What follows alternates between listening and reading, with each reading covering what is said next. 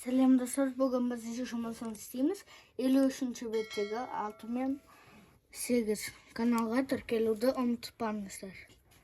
Есепте 9 грамның 3-тен 1 бөлігі. Сонда біз бұл жақта 9-ды 3-ке бөлеміз. Сол кезде 9 грамның 3-тен 1 бөлігі 3 грамм. Енді мына жақта 3 тоннаның 3-тен 1 бөлігін табу үшін 3-ті 3-ке бөлеміз. 1. Сонда 3 тоннаның 3-тен 1 бөлігі 1 тонна. Ал 18 тоннаның 3-тен 1 бөлігі 18-ді 3-ке бөлеміз. 6 тонна. Енді 30 килограмның 3-тен 1 бөлігі 30-ды